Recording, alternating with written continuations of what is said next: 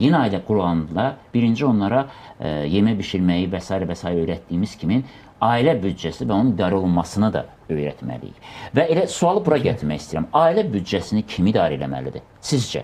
Və sizdə kim idarə edir? Birgə idarə olunmalıdır məsləhətlə. Hər şey ailənin maraqları üçün. Pul kimin cibində olmalıdır? Pul evdə olur. Pul heç kimin cibində olmur. Pul evdə olur. Zəruri xərclər oradan idarə olunur məsləhətlə. Bu normal bir şeydir. Yəni bu ailə bu deməkdir. Yoxsa digər hallar ailə deyil. Yəni digər hallar dedikdə kiminsə cibindədirsə və yaxud da kimsə gizlədirsə, bu ailə deyil. Artıq ailə başqa şeydir.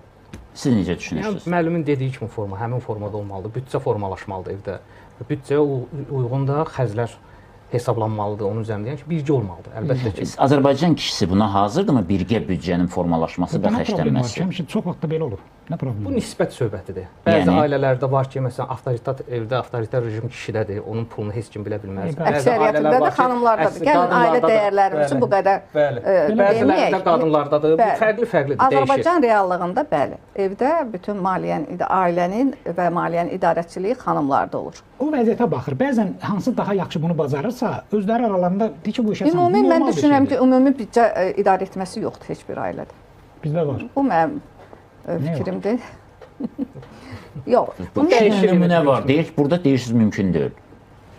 Bizim yəni hörmətli iqtisadçımız da dedi ki, Elçiməm, desinlər ki, evdə hə bizim ailənin pullarını qadınlar. Amma mən düşünürəm ki, xanımların idarəçiliyi daha dolğun olur. Daha düzgün olur. Yox, yox, o mənada demirəm. Məsələn, natura olaraq tutaq ki də Azərbaycan kişisi qadının bəyəndiyi və dəyər verdiyi bir şeyi ev üçün məsələn məqsədsiz hesab eləyə bilər. Məqsədsiz sayar ki, bunun nə ehtiyac var bunu almağa? Bu var da, Elçin mənim dediyi kimi də. Bunun nə ehtiyac var alırsan? Köhnəsi də dayanıb da orada işləyir. Amma qadın ona başqa bir gözlə baxıraq ki, tutaq ki, mən pərdəni dəyişmişəm, gəl bunun da örtüyünü dəyişək, bu lazımdır.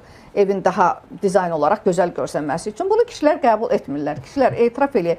Siz o qadına pul verməsəz də o evin bazarlığından, oradan, buradan manat-manat da olsa yığacaq, axır onu alacaq.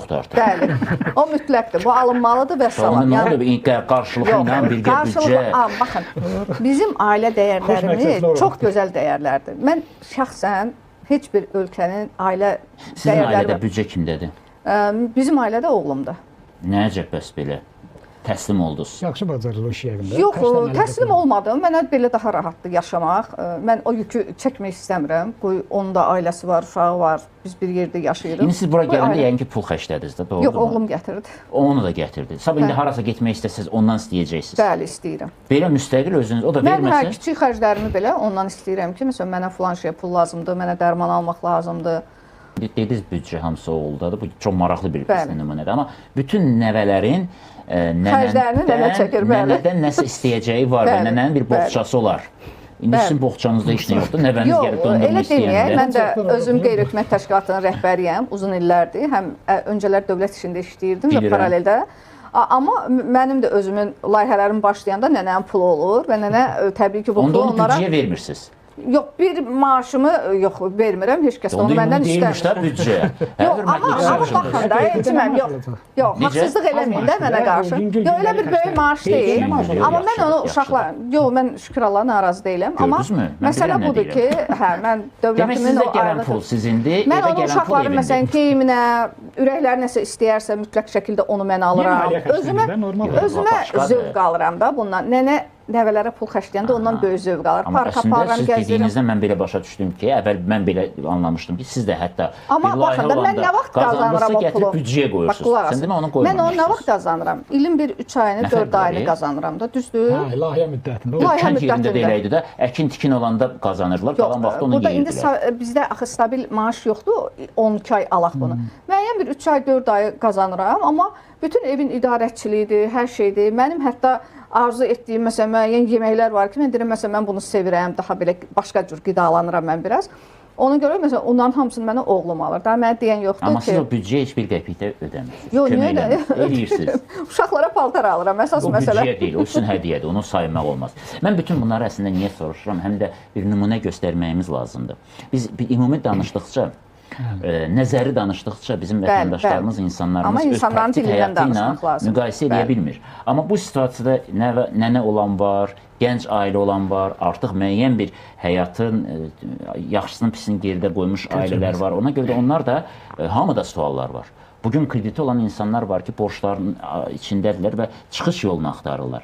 Bəlkə bundan sonra nəyisə düzəltmək olar. Hansısa bir nəfsinə qalib gəlməklə, yaxud da nəyisə düzəltməklə. Bəlkə həqiqətən də adam maliyyəni idarə edə bilir. Sağlam qalmaq istəyirsə, Elçin Bayramlı çox yaxşı dedi. O ziyanı, vidaları, yəni ən azından qorusa xeyli sağlam qala bilərik. Mən niyə geyimi istisna elədim? Çünki yaxşı və keyfiyyətli geyim özü sağlamlıq deməkdir. Hələ bərbəzəkli geyim heç də keyfiyyətli geyim demək deyil. Onun xəstəliklər daha çox törədir. Hələ biz bilmədiyimiz allergiya ən üzdə olanı da, dərhal olanı da, tədricən təsir edən.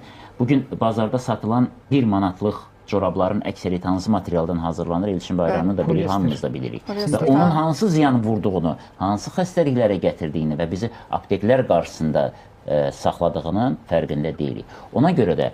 Bu özü də düşünmürsünüzmü ki, iqtisadi bir siyasətdir? İnsanların hətta xəstələnməsi belə bu dərmana meyllənməsi, baxın görün, bu hamısı böyük bir siyasətin bir hissəsidir. Bizim imkanımız var ki, özümüzün sağlam yaşamımızı qurmağa çalışaq. Biz bəzən, siz demişkən, deyirik ucuzlu olsun. Mən ona görə o fikrin tərəfdarı deyiləm ki, ucuzlu mal da heç vaxtı keyfiyyətli deyil. Siz bu fincanla müqayisə edirsiniz. Yox, mən geyimə aid eləmirəm onu. Yox.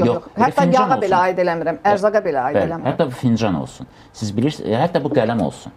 Daim ünsiyyətli uşaqlarımız olur, çantası və s. və s. Biz onların hansı materialdan hazırlandığı, hansı toksik ziyan vurduğunu, nələr törədəcəyini çox az bilirik. Yəni, həqiqətən də burada məsələ bahalıq, ucuzluqda deyil. Məsələ bizim sağlamlığa vurduğu. Biz bu barədə çox az danışırıq.